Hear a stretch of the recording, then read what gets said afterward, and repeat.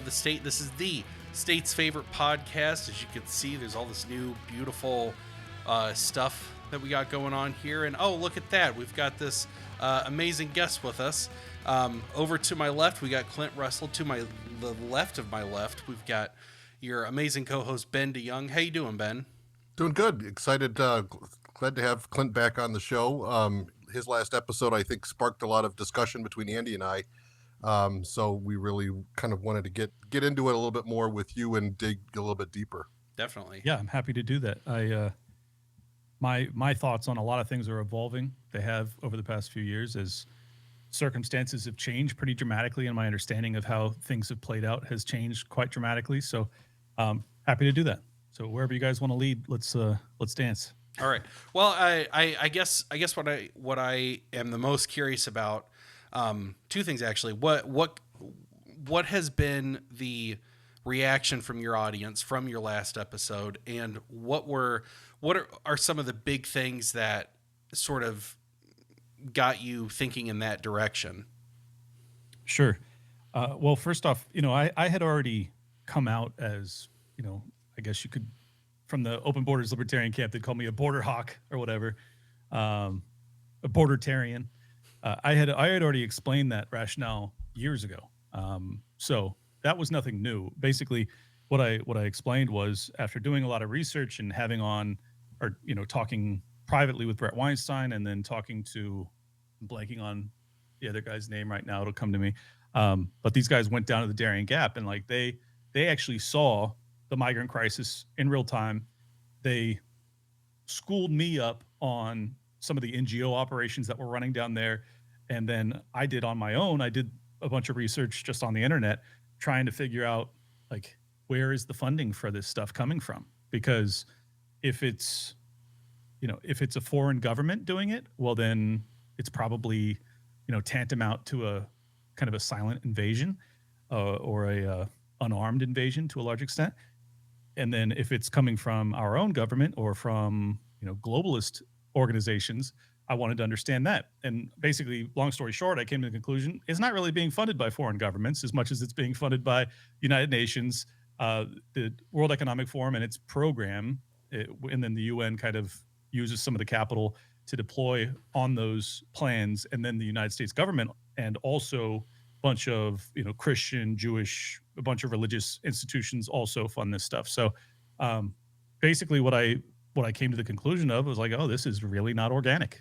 Like, this is being funded massively and not just voluntarily. If it was all just religious institutions that were doing it because they believe God tells them to, well, I would still oppose it, but at least I can understand philosophically, like, all right, you guys that's a reasonable perspective to hold, even if I disagree. But then I realized that no, it's actually tens of billions of dollars that are coming from the United States taxpayer that is going to assist migrants in this process. And then while I was trying to basically figure out if I was overstating this, if I was buying into a false narrative, I started to do the research on past migration figures and versus modern. And I tried to really understand the scale of things. Is this as big a problem as, Trump supporters make it out to be, and blah, blah, blah. Long story short, after doing a ton of research, I came to the conclusion that this is not organic. I'm being robbed to fund it. As a libertarian, I oppose that. And ultimately it's a big problem. And I think that its intention, its underlying intention of it, is to replace the domestic population when it comes to the electorate. And I don't think that that's a stretch. I don't think I'm, tinfoil hatting on this. This is in their own words, they say some of this stuff. They don't really say that last part about we're going to replace the domestic population so that we can entrench our power forevermore. But that's kind of the natural conclusion as to why they would be doing it. Yeah, Ben and I, what sort of common theme that we bring up on this show is the similarities between the Weimar Republic and the United States. And I know that there's a lot of things that are different, but I look at sort of how our society is, sort of the social values that we have, and I can't help but notice a lot of similarities, decadence, especially when it comes to sex and how easy it is to access sex. Yep. Well, and the transsexual stuff and the pedophilia. Mm-hmm. Yeah. Just There's a lot of general similarities. moral decay. Yeah. Yeah. And so it, you know, one thing that me and Ben always talk about is like, you know what, we're in a position where we can either find ourselves sort of creating the next Hitler or creating the next Malay, and we're hoping that we'll get the next Malay, but I don't know. I don't know if we're going to be going that direction because, um, you know, Unlikely. yeah, no, that's kind of where I lean because, uh, you know what? There's a reason. I think this is something that you did bring up in your last episode. There's a reason that voices like Nick Fuentes are exploding in popularity. You know, Yep. and something that I'm seeing with Gen Z is that, you know what, they are. Forget about how dumb their humor is or whatever, but like one thing that, you know what, you can look at Gen Z and be like, it's pretty ballsy, is they do not care about being called racist, sexist, anti-Semite. They do not care about any of that stuff. It doesn't mean anything to them. They grew up with it not meaning really anything because everything and Everything everyone, was racist. everything was racist, everything was sexist, everything had some sort of ism attached to it, you know, and so they're just like, oh, all of this is meaningless. And so Well, that's sort on top of that, they were also told that, you know, especially if you're talking about white Gen Zers and white male Gen Zers, they were also being not just called racist and sexist and all this other stuff, but they were also being blamed for all of the ills of civilization. So from their vantage point, they're like, I have nothing to lose. yeah. You've labeled me all of the worst things. You've perceived me to be your enemy. I'm going to lean into that. And Mhm. who was there sitting with open arms? Well, it happened to be one of them. His Mhm. name was Nick Fuentes. Yep. And it's like, well, this is why I am just totally done with this idea of trying to. I mean, I've always been this way, but really very much so when it comes to Nick specifically. This idea of, you know, blacklisting or just suppressing or ignoring voices or movements that you don't like. Yeah. You know, because I feel like a ton of libertarians do that, especially the more woke variety, which are not fond of me, so they probably don't listen to the show. But whatever. So this is why I've said repeatedly I would love to have a conversation with Nick Fuentes. Yeah. I think he's a fascinating guy. I think he's really compelling. I think he's very intelligent. I think that he's got an incredibly you know, passionate and growing audience. And this movement, he is just, you know, kind of like how Trump wasn't the river, he was the dam. Yeah. Well, I think Fuentes is the river. You know, like, Okay, so I completely agree, and here's something that I've been saying for a few months now because I think that I don't think Trump supporters understand what Trump really is. I don't think Trump really understands what Trump really he doesn't is. know what he is. Well, this is how I see him. I think that there has been there is obviously a huge paradigm shift happening in Western culture. It's not just the United States; it's the United States and Britain and it's happening in Canada, it's happening in Italy, it's happening in Germany. There's all these like right wing populist movements happening all over Western society, all simultaneously. And I think what Trump actually is, and I think this happens more on a subconscious level, but I think he's actually the last and final olive branch that the right wing populists were willing to offer before they go, we're just going to take all this stuff for ourselves. We're going to burn this system down and we're going to rebuild it in our own image. And I think that obviously that olive branch has failed. Obviously that, Well, they tried to burn the olive branch, so yeah. So I think that the olive branch failed. I don't think, like you said, they didn't want it. And so, he was our last sort of gift to the left, our last sort of like, hey, you know what, we'll give you this one last chance to pump the brakes on this whole trans stuff, to pump the brakes on castrating children in California or crazy stuff like that. This is our gift to you. And they're like, nope, screw you.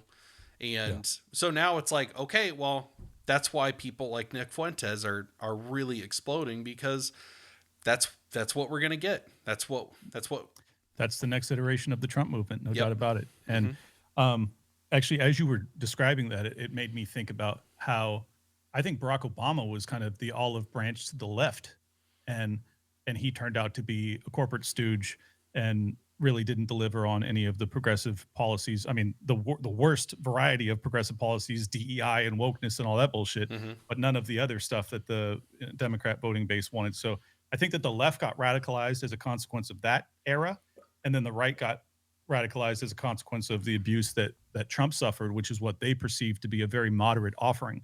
Mhm. And he was described as, Hitler, Hitler, mecha Hitler. Yeah. So yeah, I think that, both sides in terms of the populist wings of both sides of the aisle are radicalized beyond belief at this point, and I don't think it's going to slow down, honestly. Um, and this is why, I keep doubling or circling back to this idea of like I want to have a conversation about this with these people in this movement, yeah, in this movement as it plays out, because I think this is the real like cutting edge of the commentariat space or whatever you want to call it, and ultimately where the next iteration of the GOP is likely to lead. And because I think, all libertarians we've been radicalized a lot longer than either the left or the right. So I feel like we have some wisdom in this arena that ought to be heard. And, if the Cernoviches of the world are railing and rallying against the Rand Pauls and Thomas Masseys of the world, and I think that's totally misguided, but it's like, I'm not going to run away from these people as a consequence of that. I want to challenge them on their assertions. I think that what they're saying is wrong. And I think it's done with malice, honestly. I don't even think it's misguided. I just think it's vicious. And I also think that there's probably money that's being put behind these online smear campaigns against Massey. In fact, we already know that there are in Yeah. terms of the ad campaigns in Kentucky, but I'm saying the internet, like smear merchants that are going after Massey, I don't think that that's organic.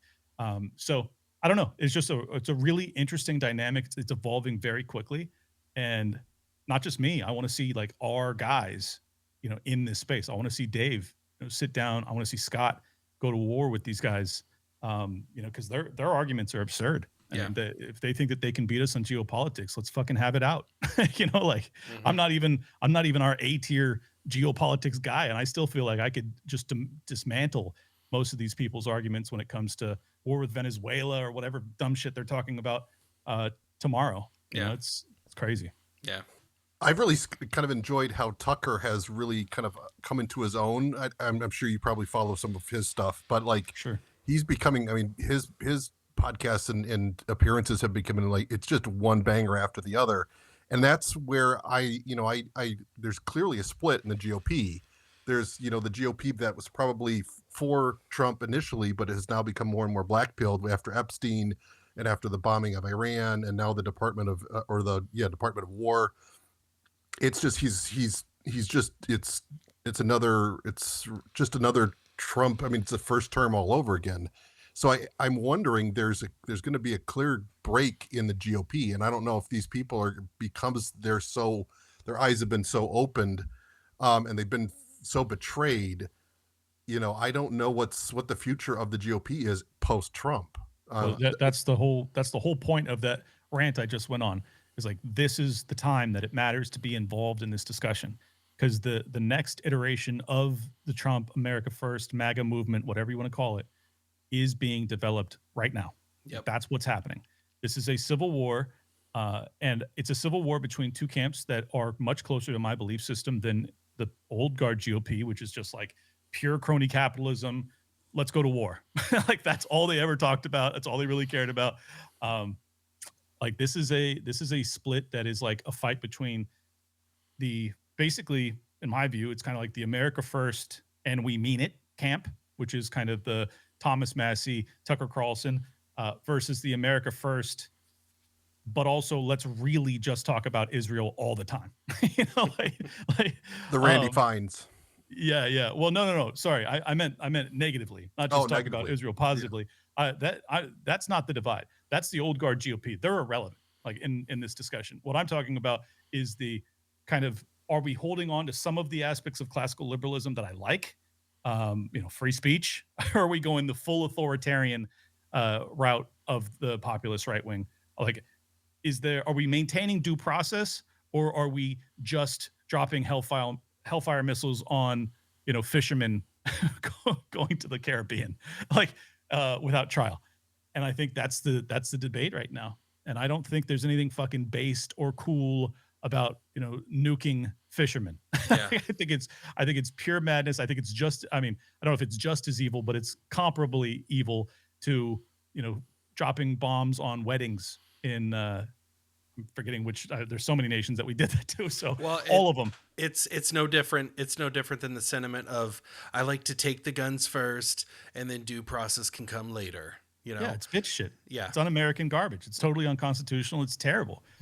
And Rand Paul is like actually speaking out against it, being absolutely right, and he's getting just pilloried. And it's, I mean, this is concerning stuff. That like this is the populist right is so out of fucks to give that they don't give a fuck about the Constitution either. And I'm not like the politicians never give a fuck about the Constitution. I'm talking about the voters. Yeah. Like the populist movement is to the point where like the left abused us so badly. Now that we have power, we're going to wield it just as viciously.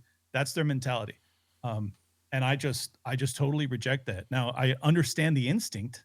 I'm not trying to dismiss like the feeling of that. I feel it too. I want to brutalize people that harmed me, of course. But it's just not prudent. It's a really dangerous path to take. And it's this reciprocal violence path of using the state against your enemies is going to ultimately create, just destruction of everybody involved, in my opinion. Yeah. I'm sorry. Go ahead, Ben. Well, I was just going to say on the kind of the nationalism debate, versus globalism. I'm glad to see the pushback and, especially the European and American countries kind of rising up and saying, no, we are our own country. We have our own culture. We want to, have control over our own state.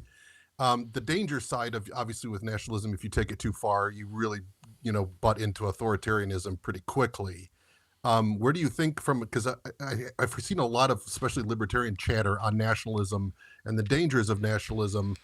I think at some point they're going to have to kind of take a stance on what is nationalism and what does it mean from a libertarian perspective. What do you think? Well, I consider myself a nationalist at this point. I think that, to imagine anything smaller, like sure, I'm a libertarian townist if I could have it. But I probably can't have that. That's challenging in its own right. But I just think that like what made America so special was so hard to come by. And it was founded through revolution, violent revolution, all sorts of miraculous interventions and things that just like the stars aligned and human liberty was kind of ensconced briefly in the history of man. And it's like, I just think that it's totally naive to believe that we're gonna go bigger than that. Like to think that you could have the largest, most powerful, wealthy country in human history. We're gonna actually have something that's more libertarian, and it's gonna actually go outside of America. Now, setting Argentina aside, maybe that'll work out. I hope it does. But basically, what I'm saying is, I just think that it's totally delusional to think that you're going to be able to defend liberty if you go any bigger than that.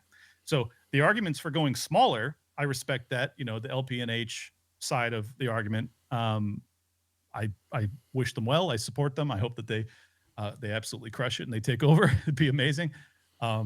So I'm down with going smaller, but I think that anything bigger than the nation is totally delusional, and philosophical arguments about borders being imaginary it's just been disastrous. Yeah.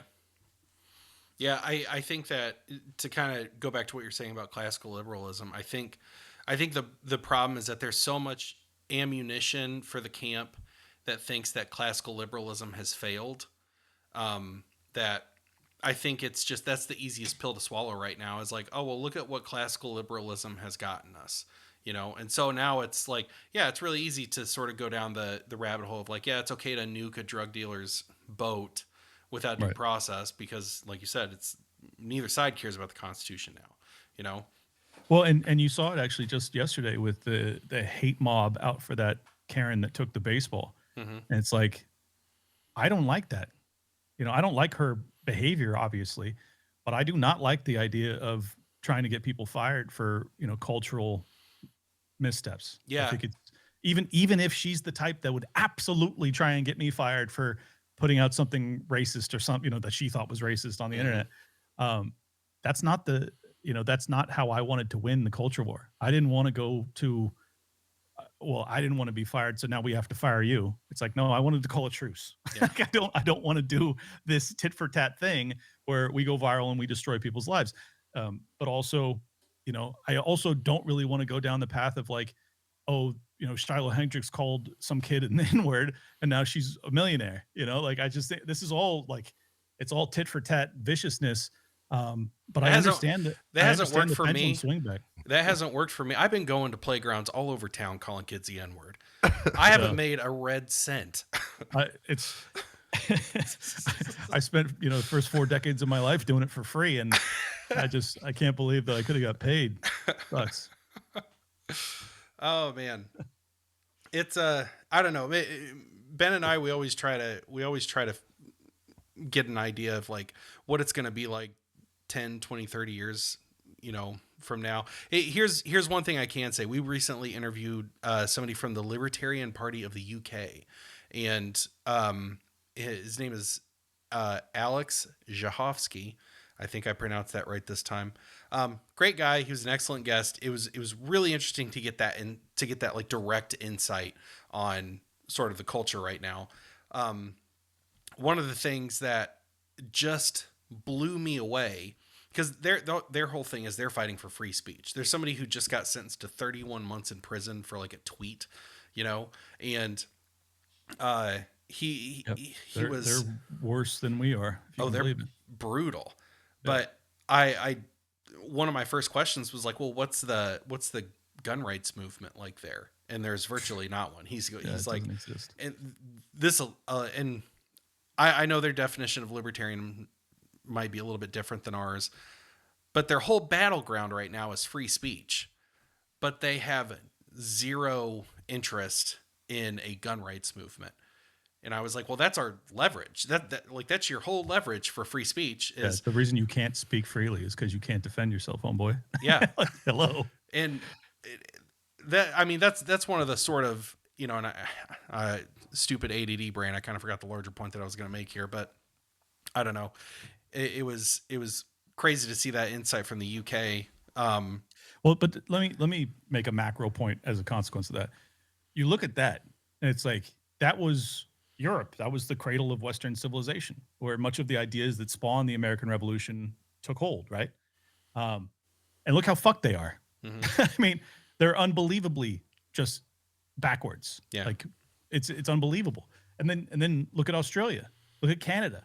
Like they're equally tyrannical, if not more so in certain arenas. And it's like, all right, this is it. It's America. That's it. That's what we got. So when you realize that, when you come to terms with that, as I have over the past few years, I'm like, I'm interested in defending this country and reforming this arena. I'm not interested in trying to intervene and save anybody else. Like we cannot do it. And I think it's kind of the natural conclusion of the anti-neocon movement, where it's like, not only am I not interested in spreading democracy, I'm not interested in spreading freedom. I'm not interested in spreading prosperity. I'm not interested in spreading anything to the rest of the world. I have so many problems here. And if we lose here, well, then good luck dealing with any of those other issues everywhere else. It's like, it's not going to happen.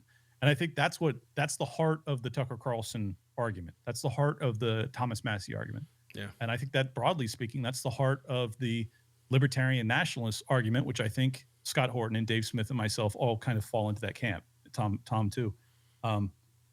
So that's the movement I want to see moving forward, is one that makes that argument in a very compelling fashion, not one that dismisses the pain that has come as a consequence of open borders, but leans into it, understands it. And I think that's going to be like the real vanguard of the next iteration of the Trump movement.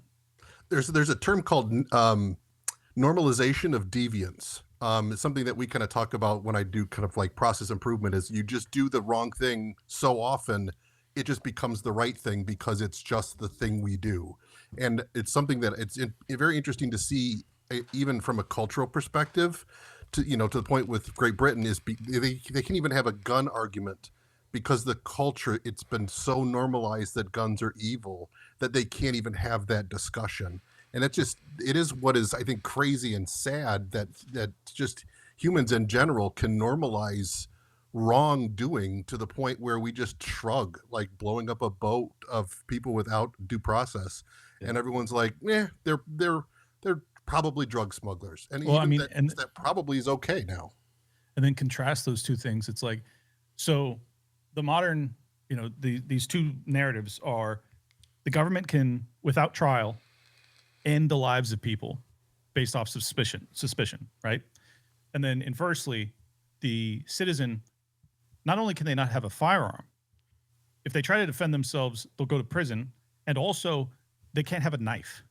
They can't have a machete. I mean, I just heard yesterday they were having a amnesty day to turn in machetes.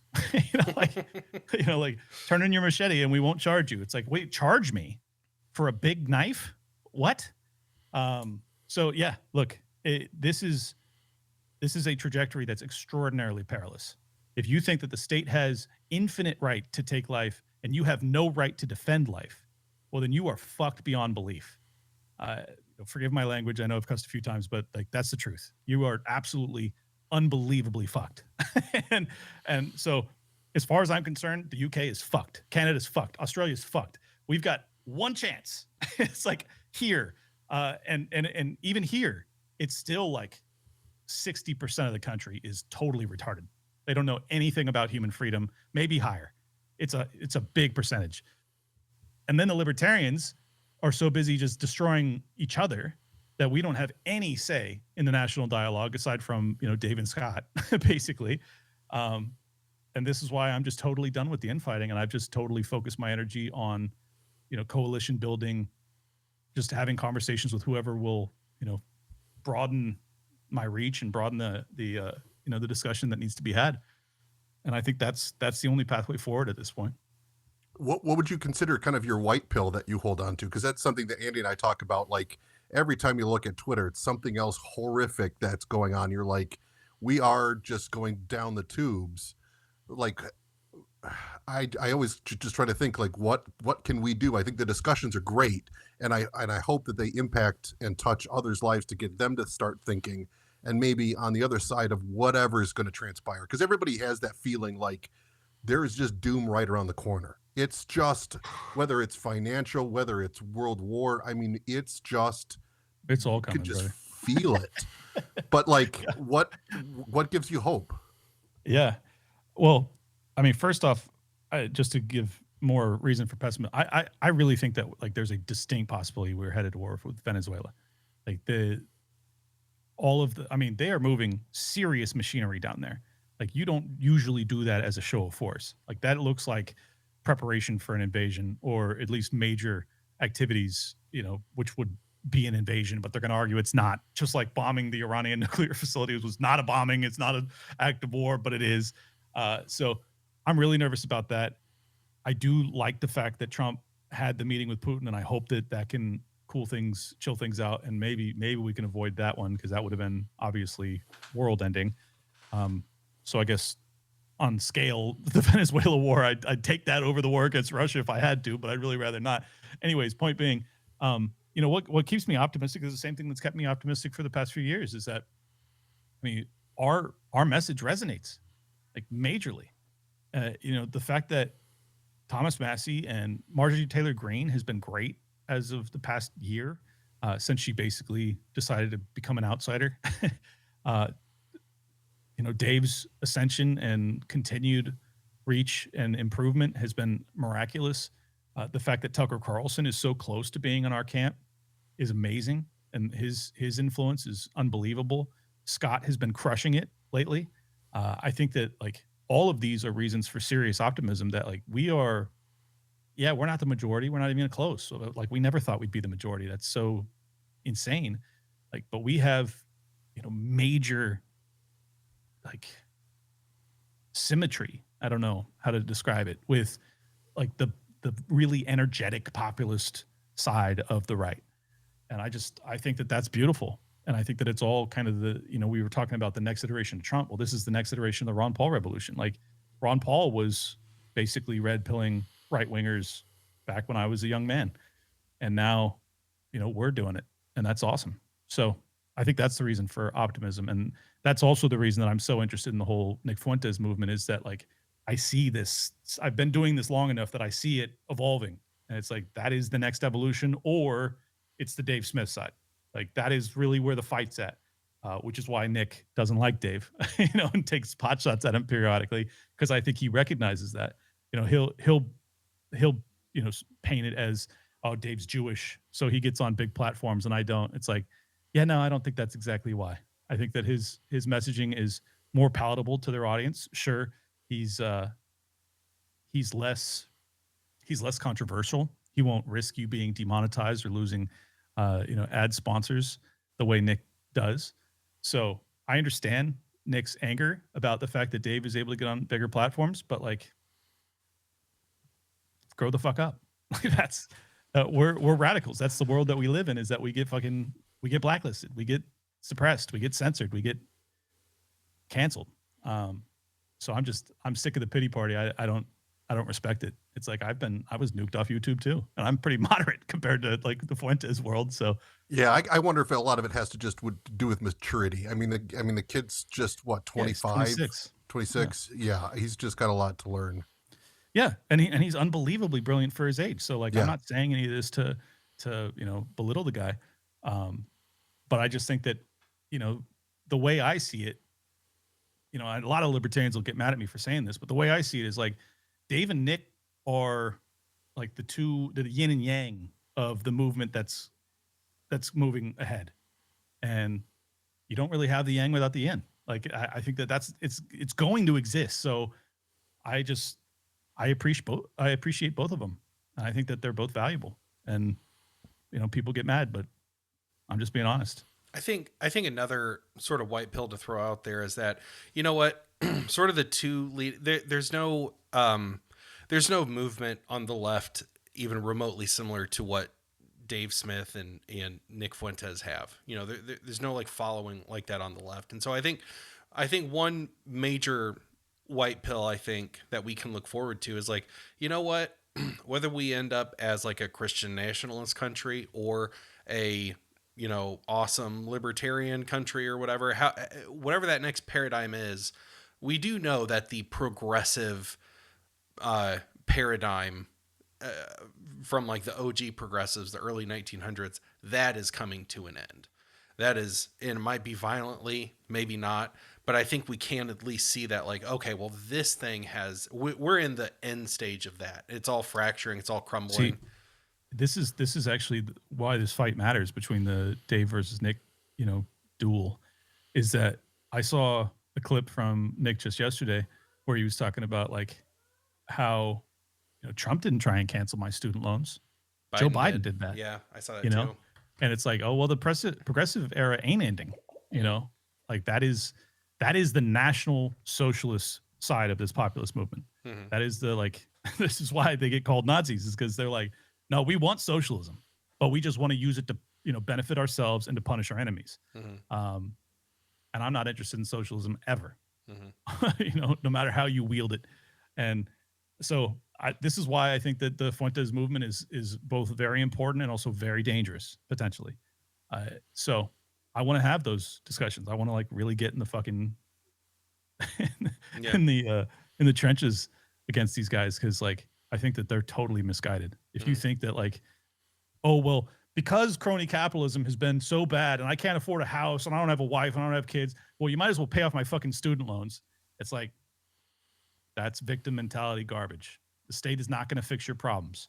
And I think that's a really disappointing side of like what I see coming next. So even like buying 10% of Intel, I mean, it's terrible. Seeing the socialism on both sides. Absolutely terrible. I mean, it's like definitional fascism. So, I mean, it's amazing. It's amazing that shit like that happens. And it's kind of just not even a big story, like, because the Democrats they're such statists, they don't even care. And it's like, I feel like the libertarians are the only ones that really care about this stuff, like about a bunch of this stuff. They're the only ones that genuinely believe in the Bill of Rights, like free speech, self-defense. Doesn't matter who you are, you get to actually speak your mind. Mm-hmm. You get to defend yourself. The right's like, take it from the trans, and the left's like, take it from the whites. And it's like, I don't want anyone to take the guns. Okay. Is that, and then they're like, you're a pussy. How could you not want to take the guns from these, it's like, oh man, nothing's been learned. Yeah. It's just vicious tit for tat garbage. Yeah. Well, man. To kind of tie this episode off with a bow, if there was you know, you've got potentially up to like 150 people who are going to hear this. So choose your words carefully. Thank you. I will. I'll be very measured in my response. You know, if what's the one message, you know, if you could distill it down into one or two sentences, what would it be? One or two sentences. My goodness. Well, I guess in the spirit of my most recent episode, which was about basically my evolution towards being a bordertarian, I would just encourage, especially since this is probably a predominantly libertarian audience, if not exclusively, to really, you know, reassess everything you believe in deeply and contract. Like, I know I've got brutalized by a bunch of libertarians I like, you know, Ace and all these other guys, because I'm a consequentialist. I believe in, you know, outcomes versus the principles, and it's like, yeah, I do believe in outcomes. I do. I absolutely believe in outcomes. I absolutely do not care as much about my philosophical purity as much as I do about being actually free. So that is what I'll implore of your audience. And this is way more than two sentences, but I want them to actually, like, what gets us more freedom. Yeah. And that doesn't mean abandon your principles. That means how do you make your principles real?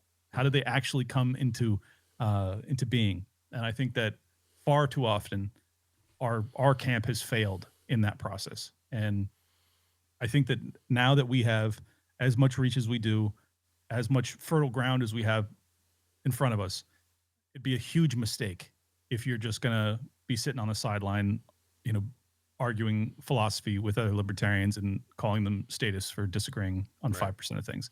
It's just total waste of your time. Really try and engage with like the major discussion, and people will not take you seriously if you're not interested in the consequences of these arguments. Yep.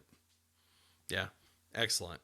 Well, Clint, thank you so much for joining us. I really appreciate it. Even after all the technical difficulties, cannot thank you enough for joining us. So absolutely, man. Well, hey, I know probably most of my audience already knows where to find you, but just in case for those that might not, where can they find you? Liberty Lockdown, Apple Podcasts or wherever else, or YouTube. I did get my YouTube back after being nuked a couple years ago. Had to delete my whole catalog. So I've done 450 episodes and it only shows a couple hundred. So yeah, you can see the whole catalog on any of the RSS feeds, so Spotify or wherever else. But if you want to watch the last 2 years, YouTube's where it's at. Thanks for having me, guys. Oh, thanks, brother. Thanks, Clint.